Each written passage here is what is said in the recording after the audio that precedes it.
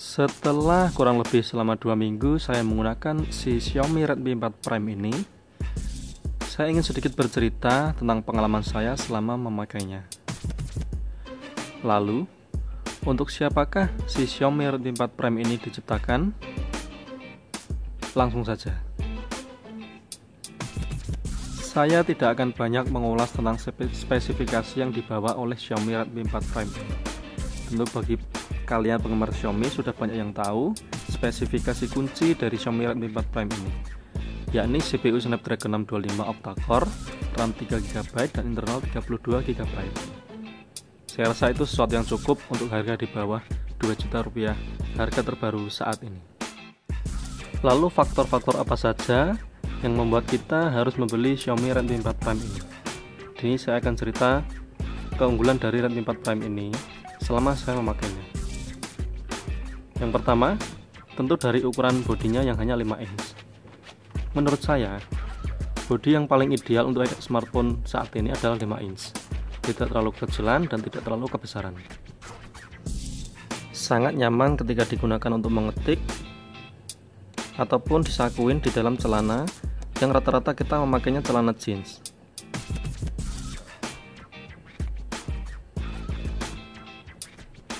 Lalu yang kedua, kapasitas baterai yang sangat besar, yaitu 4100 mAh. Dengan ukuran layar yang hanya 5 inch dan mempunyai kapasitas baterai sebesar itu, tentu ini sangat menguntungkan karena pemakaian baterai akan jauh lebih irit dibandingkan dengan layar yang lebih besar. Pengalaman saya selama memakai Redmi 4 Prime ini tidak pernah mengecas 2 kali dalam sehari, atau lebih tepatnya hanya perlu sekali mengecas dalam sehari, bahkan bisa saya memakainya lebih dari sehari alias 2 hari. Lalu faktor yang ketiga, resolusi layar. Lagi-lagi karena ukurannya yang hanya 5 inch, disematkan resolusi Full HD di Redmi 4 Prime ini sangat menghasilkan warna ataupun kehalusan gambar yang sangat memadai. Lihat saja tampilan dari ikon-ikon ini terasa sangat halus dan tanpa bergerigi.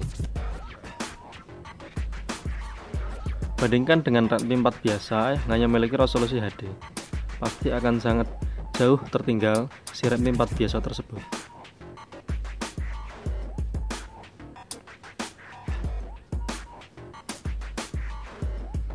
Keempat adalah dari sektor internal memori atau penyimpanan.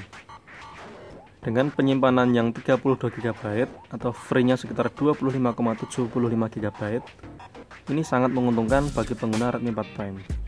Karena Xiaomi sekarang kebanyakan menggunakan sistem hybrid, walaupun bisa menggunakan microSD, namun harus bergantian dengan kartu SIM kedua yang rata-rata sekarang orang Indonesia menggunakan dual SIM. Ini sangat merepotkan menurut saya.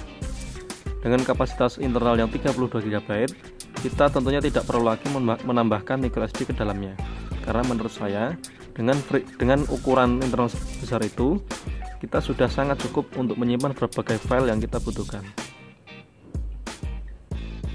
Faktor yang kelima adalah faktor MIUI-nya.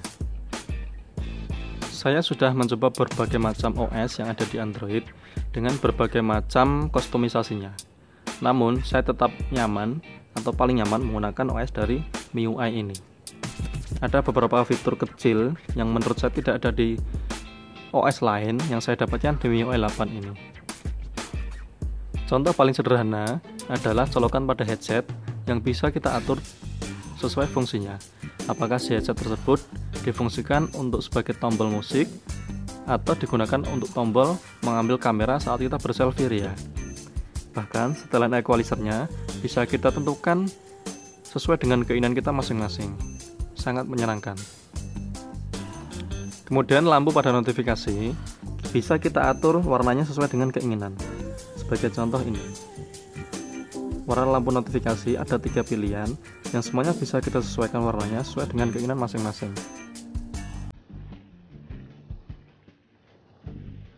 Ini hal kecil yang menurut saya menarik dan membuat orang akan sangat betah menggunakan smartphone dari Xiaomi dengan MIUI.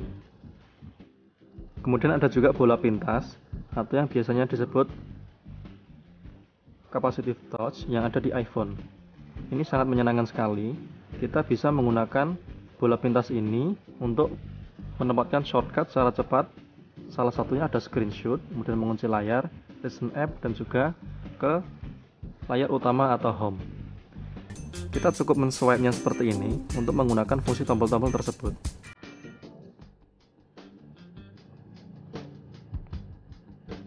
Faktor berikutnya adalah dari segi desain dan material yang digunakan. Desainnya sangat menawan, sangat elegan, dan kelihatan mewah untuk ukuran HP di bawah 2 juta rupiah. Material yang digunakan pun merupakan metal yang benar-benar bagus.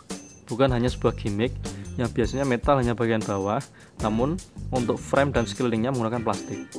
Kalau ini semuanya menggunakan metal. Kesan metalnya pun terasa ketika kita tempatkan atau kita menaruh smartphone ini dalam kondisi situasi yang dingin, misalnya di bawah AC. Maka bodi keseluruhan dari Xiaomi ini akan terasa dingin. Begitupun ketika kita sedang menggunakannya untuk bermain game, maka akan sedikit mengalami hangat. Hal ini menunjukkan bahwa metal yang dipakai memang benar-benar metal sungguhan.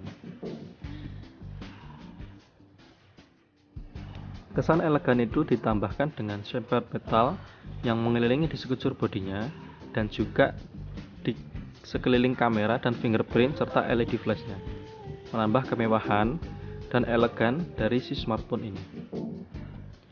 Lalu di bagian layar depan, kaca 2.5D atau melengkung semakin menunjang kemewahan dari smartphone.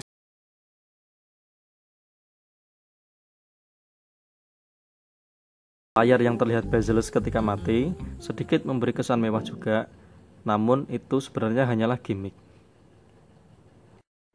Setelah saya menyampaikan beberapa hal yang menyenangkan di Redmi 4 Prime ini, kini tiba saatnya saya sampaikan beberapa keluhan minor yang seharusnya bisa lebih baik di Xiaomi Redmi 4 Prime ini.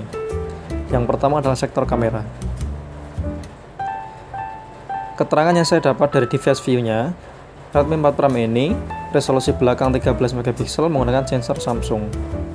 Sementara kamera depannya menggunakan sensor OmniVision dengan ukuran 5 megapiksel. Cukup banyak pilihan mode yang ditawarkan oleh Redmi 4 Prime ini. Di antaranya ada mode manual. Terdapat pula mode HDR. Namun menurut saya, hasil yang didapatkan dari kamera Redmi 4 Prime ini masih kalah setingkat di bawah kamera miliknya Oppo yang resolusinya lebih kecil, atau miliknya Samsung dengan ukuran yang lebih kecil, resolusi 8 megapiksel misalnya. Tidak bisa dikatakan jelek, namun seharusnya ini bisa lebih baik lagi.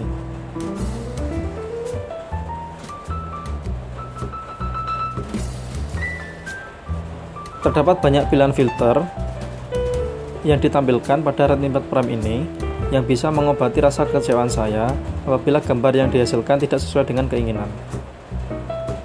Ini misalnya.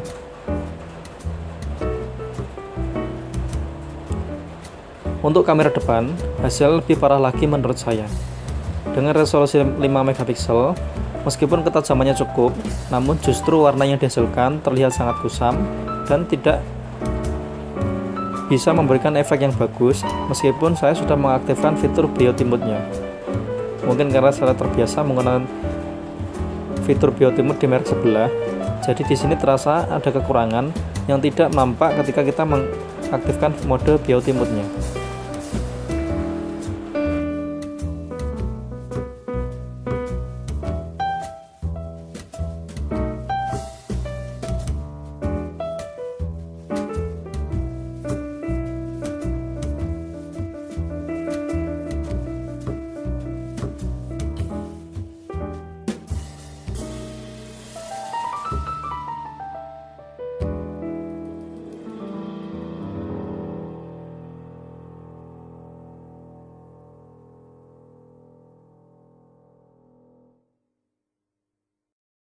Kekurangan berikutnya menurut saya adalah suara atau keluaran speaker dari Xiaomi Redmi 4 Prime ini.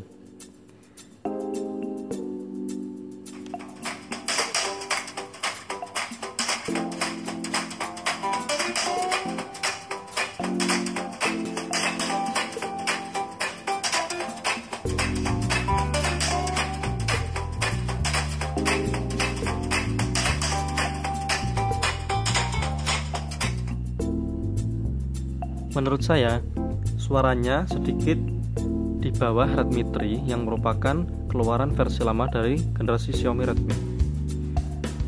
Bassnya kurang kuat dan cenderung agak garing. Kita bisa melihat dua grill lubang speaker di kanan dan di kiri. Namun pada kenyataannya hanya salah satu yang merupakan speaker, karena yang satunya adalah mikrofon untuk kita gunakan ketika sedang menelpon.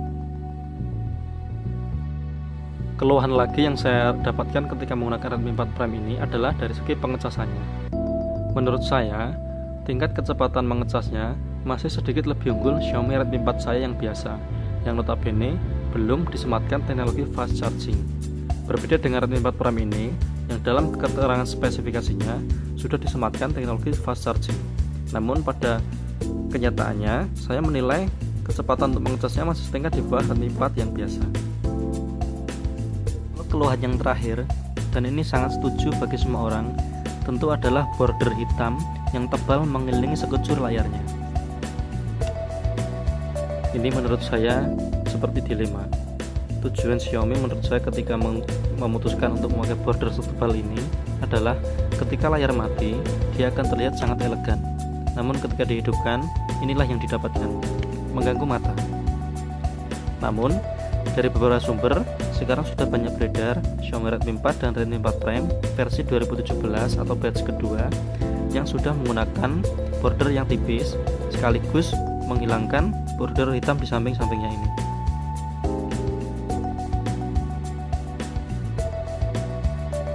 Nah, itu tadi beberapa pengalaman saya selama menggunakan Redmi 4 Prime ini.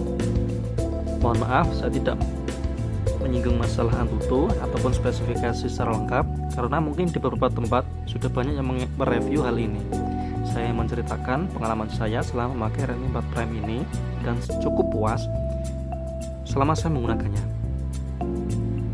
Kalau boleh saya menilai antara 1 sampai 10, saya akan memberikan nilai 8 kepada Redmi 4 Prime ini.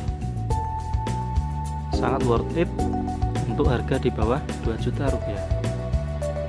Nah, bagi kamu yang mungkin ingin meminang Redmi 4 Prime ini namun terkendala atau pingin dengan layar yang cukup gede, 5,5 in misalnya, sudah ada merek yang sama dari Xiaomi dengan seri Redmi Note 4X.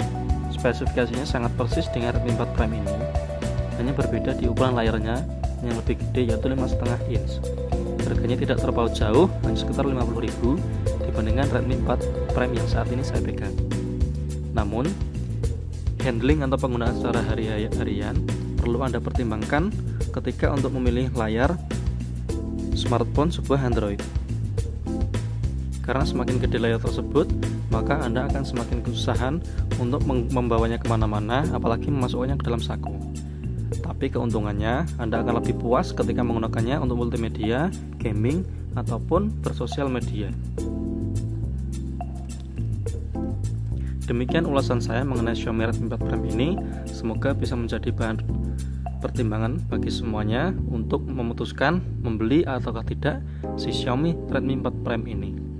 Oh ya, untuk pilihan warnanya sendiri ada 3 macam, yaitu putih silver seperti yang saya pegang, kemudian warna gold, kemudian ada warna hitam belakangnya grey. Terima kasih, sampai jumpa ketemu dengan video saya berikutnya.